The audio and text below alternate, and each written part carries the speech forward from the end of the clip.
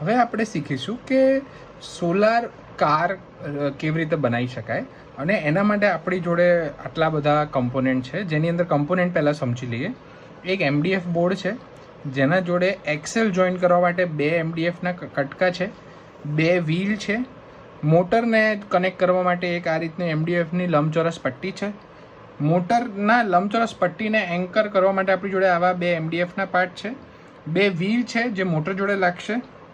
આ રીતે શોલ્ડર થયેલા સાથેની એક મોટર છે જેના પર 2 વ્હીલ લાગશે. આપણી જોડે એક્સેલ બનાવવા માટે આ રીતે એક સ્ટિક છે. બધી જગ્યાએ કનેક્શન સ્ટ્રોંગ રહે એના માટે ફેવિકોલ છે. આપણી જોડે એક ટેપ છે જેનાથી આપણે મોટરને કનેક્ટ કરીશું અને આપણી જોડે એક સોલાર પેનલ છે. તો સૌપ્રથમ આપણે સોલાર પેનલને ખોલી લઈએ. તો આ જે સોલાર પેનલ છે એ 2-in-1 યુઝમાં તમારી જોડે વાપરી શકાય એમ છે. આ સોલાર પેનલ મોબાઈલ ચાર્જિંગ માટે તો ઉપયોગ થાય જ છે, પણ આપણે એને આજે સોલાર કાર બનાવવામાં પણ ઉપયોગ કરીશું. તો આપણે સોલાર પેનલ કાઢી લઈએ. હવે આ રીતની આપણી સોલાર પેનલ હોય છે. સોલાર પેનલની જોડે આપણને વાયર મળે છે. લાંબો વાયર એટલે હોય છે કે તમે ઉપર મૂકીને પણ એને આપણે ચાર્જ કરી શકો. આપણી જોડે આ જે પિન છે એ પિન આપણા અહીંયા મોટર પર ફિટ થઈ જતી હોય છે અને મોટર ચાલતી હોય છે. અત્યારે સોલાર ન હોવાના કારણે એ નહીં ચાલે. એ આપણે પ્રેક્ટિકલ વિડીયો પાછળથી જોઈશું. તો આ સોલાર પેનલ આપણે સાઈડમાં રાખીએ છીએ. હવે સૌથી પહેલાં તો આપણે આ કિટને એસેમ્બલ કેવી રીતે કરવી એ સમજી લઈએ. તો કિટને એસેમ્બલ કરવા માટે તમે આ 2 પોઈન્ટ લઈ શકો છો અને એ 2 પોઈન્ટને તમે અહીંયા લગાવી શકો છો કિટની અહીંયા પોઈન્ટ પર. આ એ રીતે ડિઝાઇન કરવામાં આવે છે કે થોડાક ફિટ રહે, એટલે થોડીક પ્રેશર કરી મહેનત કરી શકો છો. આવી રીતે એક્સેલ તૈયાર થઈ ગઈ. આ એક્સેલ નીકળી ન જાય એના માટે તમે આ રીતે જે ફેવિકોલ છે એનું ઢાંકણું ઉપરની તરફ ખેંચીને એની જે જોઈન્ટ છે ત્યાં તમે હલકો આ રીતે ફેવિકોલ લગાવી શકો છો અને એ ફેવિકોલ લાગ્યા બાદ એ ત્યાં ચોંટી જશે, નીકળશે નહીં. તો આવી રીતે આપણે બંને બાજુ ફેવિકોલ લગાવી દીધો. જરૂર પડે તો તમે બધી જગ્યાએ ફેવિકોલ લગાવી શકો છો. એને તમે સુકાવવા માટે મૂકી દો. હવે તમારી જે મોટર છે એને તમારે આ સ્ટિક ઉપર કનેક્ટ કરવાની છે અને એ સ્ટિક પર કનેક્ટ રાખીને તમે એ મોટરને અહીંયા અટેચ કરશો. તો એ અટેચ કરવા માટે તમારે સૌપ્રથમ અહીંયા લગાવીને એના ઉપર આ ટેપ વડે એને રોલ કરવાની છે.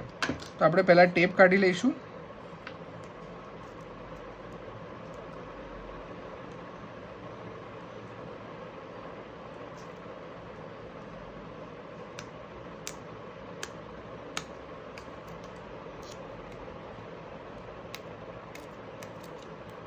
આપણે અહીંયા ટેપ મળી ગઈ છે.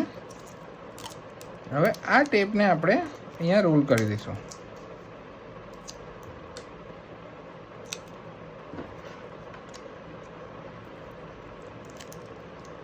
આ એકદમ સીધી રાખી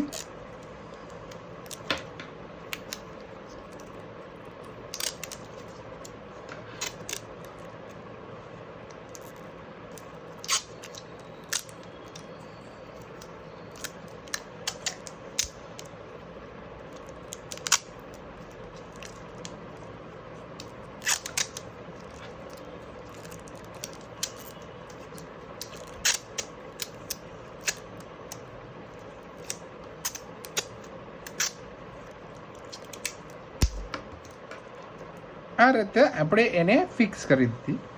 બરાબર.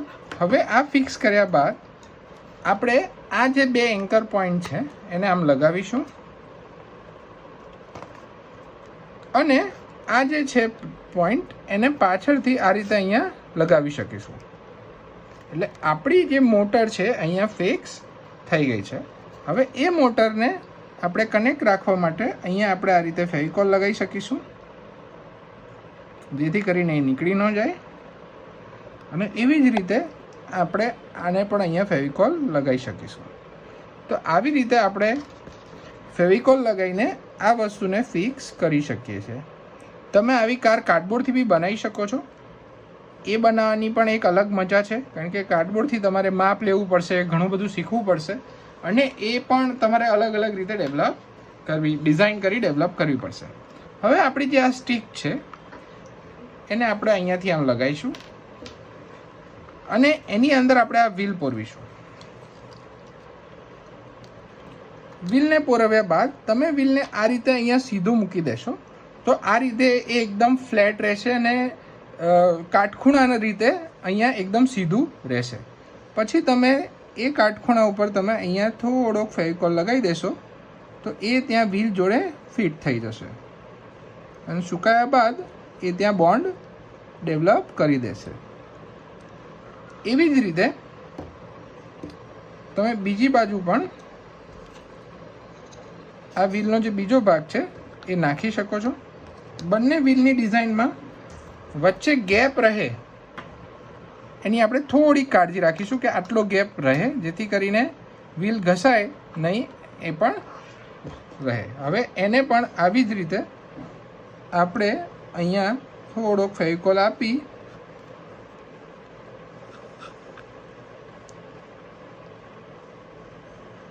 ફિક્સ કરી લઈશું. હવે આપણા વ્હીલની એક્સેલ તૈયાર છે. હવે આપણી જોડે જે આ બે વ્હીલ છે એને આપણે અહીંયા લગાવી લઈશું.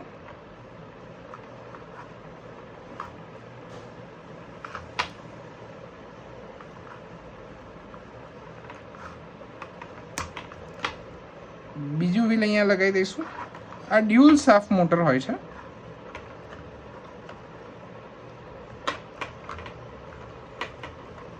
બંને વ્હીલ લાગ્યા બાદ તમારી જોડે જે આ વાયર છે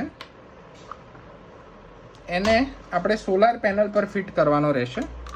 તો આ સોલાર પેનલ લઈશું. સોલાર પેનલની પાછળ આ રીતે બે ઠેસી હશે એ ખોલી લઈશું. આ વાયરને આ રીતે ફિટ કરી લઈશું. આ આખા વાયરને આપણે અહીંયા મૂકી અને સેટ કરી લઈશું. પછી આ જે વાયર છે એને નીચેની તરફ અહીંયા એ વાયર નીચે દબાવી દઈશું. તો આવી રીતે તમારા સોલાર પેનલનું બેઝિક કન્સ્ટ્રક્ટિંગ વાયરિંગ સેટ થઈ ગયું. અને આને તમે જ્યારે તડકામાં મૂકશો તો એ આને 6 વોલ્ટ સપ્લાય આપશે અને આ મોટર આગળ જશે એટલે એવી રીતે કનેક્ટ થશે. તમે કયા એંગલ પર રાખો છો એની આમાં ખાસ સમજ હોય છે એટલે એ તમારે એડજસ્ટ કરીને શીખવાનું રહેશે. તો આ આપણી સોલાર કાર કન્સ્ટ્રક્ટ થઈ ગઈ. ધન્યવાદ.